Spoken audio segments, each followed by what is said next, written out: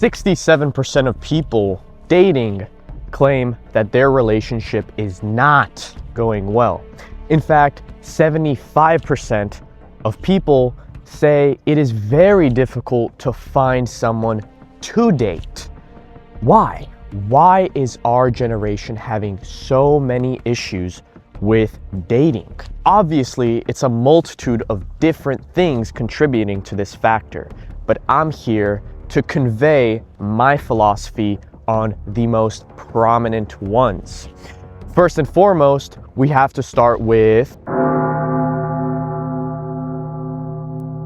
meeting someone new in the contemporary world means they have to check a criteria of boxes in order for one to pursue the other. If this quota is not met, the person will simply friend zone or ghost the other individual.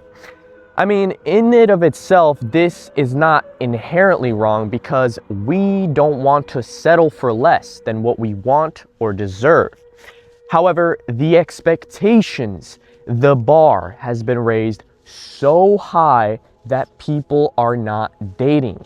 They are settling for crumbs, situationships, and people are cheating more than ever, especially after you're out of high school. It's like you're increasing the difficulty from medium to veteran because the dating market is open for everyone, which means older men will compete with younger men because women don't really mind dating older men. Some even prefer it. Why? What do older men have? They are more experienced, they have more money, they have their shit figured out because of their extended time span on this earth compared to someone like me. I'm only 19. How the fuck am I supposed to compete? And this really wasn't a problem 30 to 40 years ago. These ridiculously high standards for dating was not an issue. People weren't divorcing as much, and we often look back on the romantic relationships people had back then. Why? What did they have or what did they not have that we do? It's the fucking... Although social media deserves a video essay of its own, we have to consider it in the equation of dating because of its massive impact.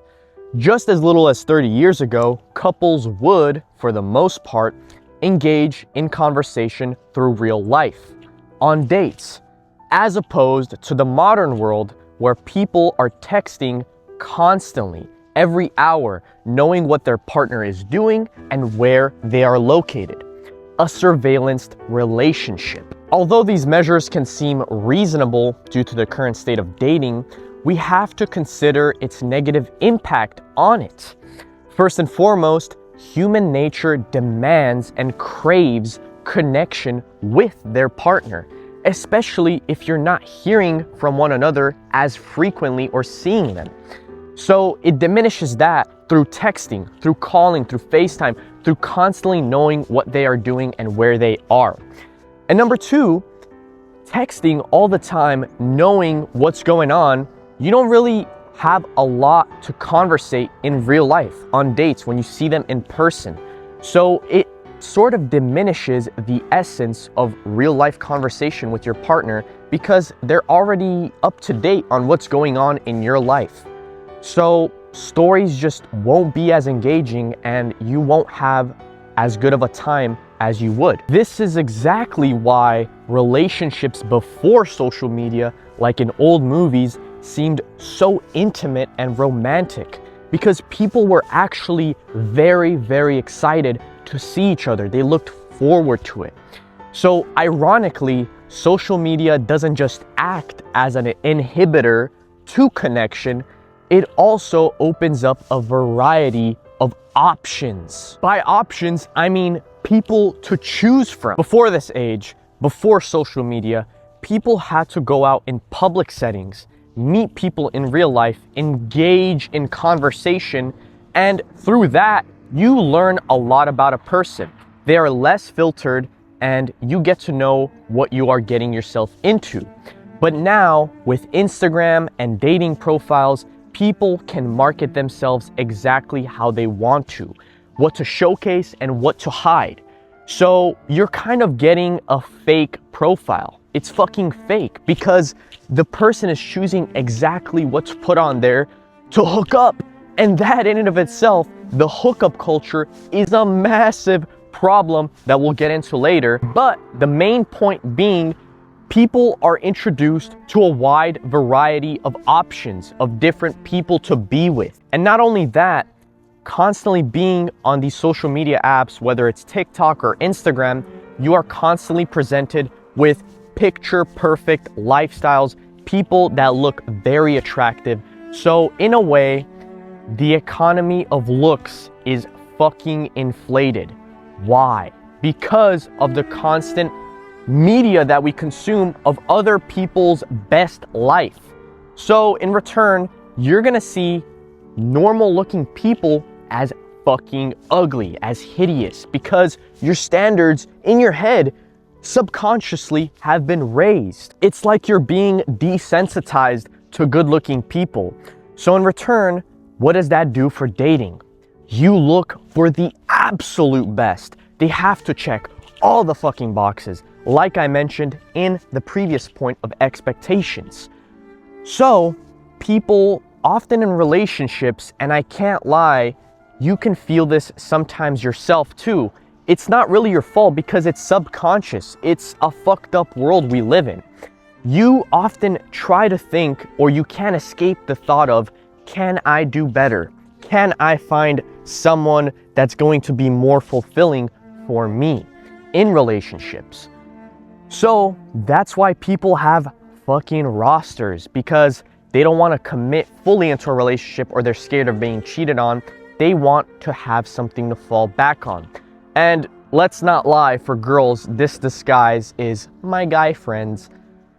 For guys, it can go the same way too. They have girlfriends. We all know that shit is bullshit. It doesn't mean every scenario or every case of a friend has to mean that, but I'm just saying for the most part. So in the dating market, it's kind of like we're shifting from genuine connection to transactional ones. Because what do you bring to the table, my friend?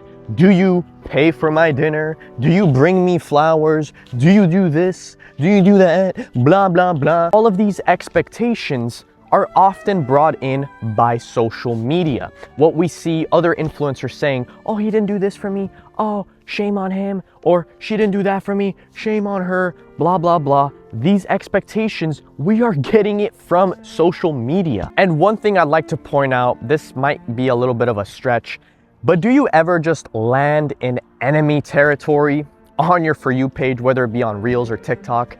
You land on a TikTok that is clearly meant for the opposite gender's audience. And it's usually some really outrageous shit.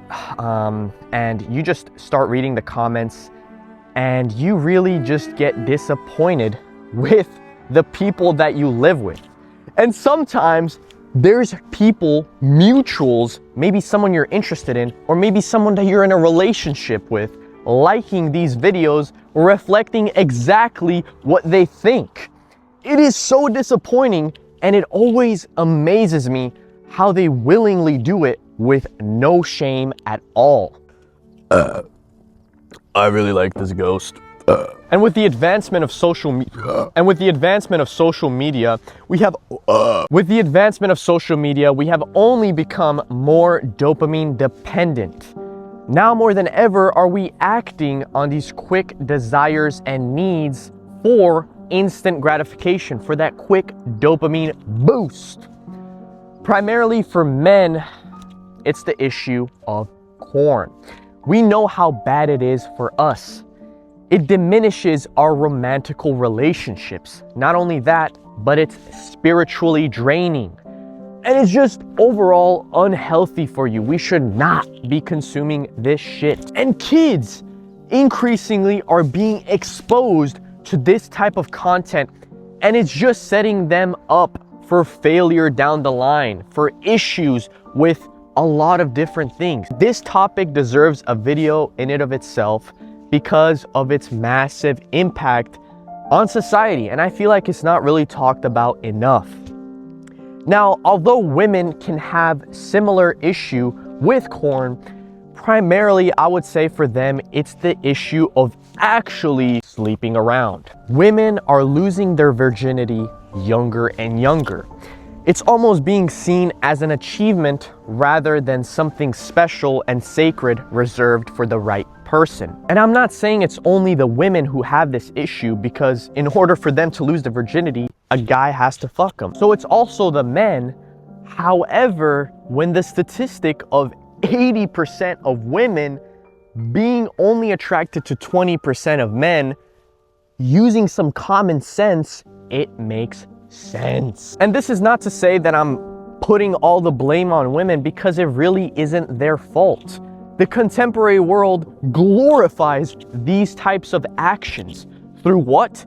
Through media, through the content, through music especially. Have you heard of WAP? Have you heard of all these different fucking songs just making sex the most casual thing and just glorifying the fuck out of it? And in general, you just see it with the younger population. That's why body counts, the higher you have, oh wait, the cooler you are. But actually, it just makes you a more hollow person sleeping around. And it goes for both women and men. One thing I'd like to point out is that men and women have this perception that, oh, I'm so righteous, I have no fault. It's actually the opposite gender that are the culprit of these issues. However, it really isn't. We have actually just been manipulated to think that way. It's because of the divide. You might be asking yourself, Euro, what the fuck are you talking about? Well, let me tell you. You know that one bald rich guy? Yeah, that one. Although he can be a very eloquently spoken man on some particular topics, the same cannot be said about his opinions on women. His wisdom mainly comes from hanging around cam girls all his life. So obviously, his opinions and his point of view will be extreme and not effective to the general population. And during his peak around 2 to 3 years ago, his clips were going absolutely viral. Why? Because of the extreme views. But we have to understand that even if his points could partly make sense in full context, the masses receiving them did not. We have to consider a very significant part of the equation. The masses are retarded. And when the masses are retarded, they will take these ideologies, twist them, and implement them in their brain. And that's why we saw the sudden rise of the red-pilled man, pretty much calling any kind of woman stupid and a whore. And it has and will continue to do generational damage to men's perception of women. This isn't the only example, it's just kind of the most prominent one. You can see it everywhere. You can see it across TikTok and YouTube. These chopped ass podcasters bringing along idiots of women and trying to pretend like there's some boss exposing their idiocracy. Quite frankly, it can be funny, but I also hate it because it's just kind of convincing men to have this perception of women and also just generalize them. Instead of trying to put out the fire with, let's say, water or a fire extinguisher, they are just adding more fuel to the fire. And in return, is just making things more unbearable. However, like I mentioned in almost all of my previous points, it's not only the men, it's the women too. They have their own version of this bald guy, Wizard Liz, and she's just kind of retarded. I mean, her points are really stupid, feeding this ideology to women that they are the most precious element in the entire universe. Therefore, they have to be fully financially covered, just kind of feeding into this materialistic lifestyle, which does not really help at all. I mean, I'm sure there's more examples out there, and quite frankly, I didn't do enough research on the kind of women red-pilled side, but their whole point being feeding into a very materialistic lifestyle, treating themselves as objects rather than people. And this constant flow of these expectations flowing from social media is literally like grabbing a radioactive barrel, dumping it into the ocean, just poisoning the minds of the masses, raising the expectations, doing all this bullshit and harm to our standards. Because instead of rationally thinking of what you want, you are taking all these different ideas from social media and implementing it into your own life. When those people just do it because of the clicks and views it gets. And one caveat I'd like to point out is that it's not only the content we see on social media, it's actually the closest people to you, your friends. Because once you're in a relationship, and obviously it's not wrong for your friend to kind of stay in the loop of what's going on, but when you're oversharing and talking to the friend like they are in the relationship, they get this perception of the partner that you're with. And just like how there is a different version in everyone's head of you, there's gonna be that different version of you in their friend's head. And what do we usually discuss to our friends about our relationship? The problems, the issues that we're having. Oh, he didn't do this, he didn't do that, or she didn't do that, blah, blah, blah. Goes both ways. The version of you in their head will be a distorted one, a negative one at that. And once that version of you is negative in their head, they will try and break the relationship at all costs. They will feed into the mind of your partner and try to kind of convince her to see the negative in you. They will try to convince her all these other ideologies, and where did they get them from? Social media. So instead of your partner actually thinking rationally for herself and coming to her own conclusions, not saying this always happens, like obviously you can get influence and recommendations, but more often than not, these people get convinced of their partner's mouthful about you, so they just can't help but feed into that. And we can't just forget an important part of the equation. Your friend does not always have your best interests at heart, especially with women. I mean, I'm just speaking from personal experience and what I know and what I've heard, but we can't forget that women love to lie to each other's face. Oh, I'm so happy for you. Oh, you look so good. Oh, they just constantly feed each other amalgamations of positive things, even though they might not be true. And for men, it's kind of the opposite. Like, we just talk shit to each other's faces. And I'm not saying there's male friends that don't have your best interests at heart or try to fuck your girlfriend. Obviously, there's cases of that. But I'm saying, in general, men will talk shit to each other's face, but then speak the absolute highest of them to other people. So taking this into equation, women will try to convince their friend something that's not in their best interest, which is a cause of a lot of relationships not working out. The main point being the circumstances of division being induced from content we consume, as well as the people closest to us, make relationships a lot more difficult to maintain at a healthy level. When there's constant pressure from both sides trying to make you think differently about your partner. So men and women don't really hate each other, they just hate being disappointed by each other. Which brings us to alluding to the points that I made prior, it's because of them that we see such a rise in situationships as well as cheating. And I feel like now more than ever, men are settling for these situationships and women are creating them because they are overwhelmed. Overwhelmed in a sense of being afraid of commitment because of the variety of options they are presented with, like I said earlier. And not only that, they would rather not consider something serious because it removes the problem of accountability. Like I said, women create these dynamics and men settle for it because it's the only way to get some quick ass. Rather than waiting in a long-term relationship where you build a genuine connection with your partner and have sex act as a natural stepping stone, you want that instant gratification, which comes from what I said earlier, social media and dopamine. Nobody wants to commit because committing means vulnerability.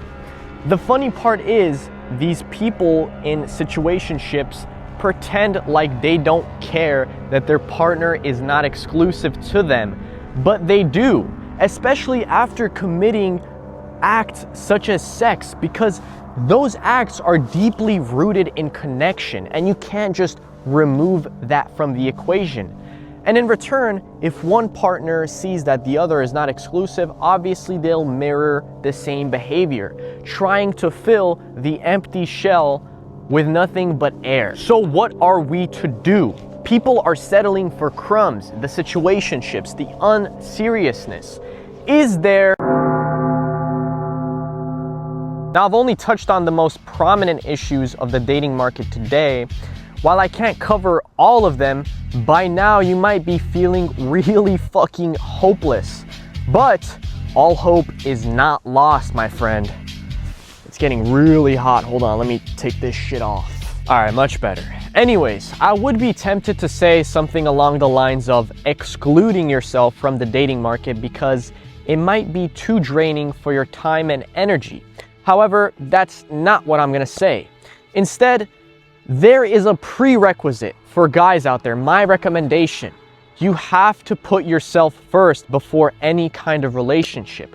What do I mean? You have to max yourself out. Not only your looks, you have to max out your interests, your hobbies. Be an interesting person. Because especially now with the rise of BP and things like looks maxing through people like Clavicular, they primarily argue looks over all. To fulfill your full potential, you have to have harmony. Harmonize your looks with your personality. Because obviously looks are crucial. They probably are more important than personality at first glance, but to fulfill your potential, you have to have both. So why not work on both? Don't be a fucking good-looking weirdo. Be a good-looking, charismatic person. Back to the point. In order to achieve the riches of dating in the 90s, we have to approach it in the same fashion. What do I mean by this? Instead of trying to meet girls online or on Instagram, Tinder, Hinge, whatever it might be, avoid that.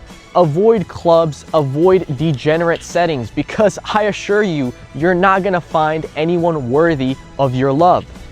Instead, go out to real public settings, whether it might be the library or school. I mean, don't just go out there with the sole intent of trying to get girls' number. Although you can do that, I just say live your life. Like I said, put your interests first. But if you're in a public setting, if you're out there in school or the library, you see a cute girl, she gives you that look, and you'll know if there's some tension there. Go up and just talk to her. You don't even have to get her Instagram at first, because I know talking to women is scary, it's intimidating. But you have to get yourself out there. You have to get comfortable with social interaction. So you'll only get better with more attempts and more time. But once you're comfortable with that, ask for girls' numbers, talk to them. And if you don't really like the person they are, just end it on good terms, be friends, but don't obviously like go out like on dates as friends, but just socialize. If she does check your criteria, boom, you met a wonderful girl in real life, and the chances of that relationship working out is a lot higher than meeting someone online. Moreover, to make myself clear, to clarify, don't isolate yourself from women or the opposite gender. Don't desperately go out there looking for a partner, because both roads will lead you down the same route. Instead, like I said, live your life, and if the opportunity comes, test the waters. And if everything works out, everything works out. However, I can't really give much insight for women because I'm not a woman. I don't know how it is to be. But one thing I can say for everyone watching is to be self-sustainable. What do I mean by this? you have to make sure that your happiness comes from yourself. Your purpose and desire in life have to be fueled by things that you do. Because once this purpose and desire goes to a different entity, like someone you're trying to date, you become a slave to them. It takes over your will to live. So you will do anything at any cost to maintain them. And this usually ends up in the neglection of yourself. So at the end of the day, there is actually no perfect fix for any of this. People aren't just going to get less degenerate or get less influenced by the internet. What we must do is just become aware of these conditions and the game that we are in. Stop competing and rise above it. Make relationships with people whom you see fit just an addition to your life rather than your whole life. That's it, guys. That's the conclusion to the video. Like I said at the beginning, this is my own philosophy, my own opinion, so obviously you might not agree on everything. And if you don't, please let me know in the comments, because I'm a very open-minded person and I'd like to know what you guys think. Maybe there's something I missed out on, or maybe there's something that I said that might be wrong. So let me know. Thank you again for watching this video. I appreciate your support. If you like the video, like. If you like the content, subscribe. And that's about it. Love you guys. Till next time.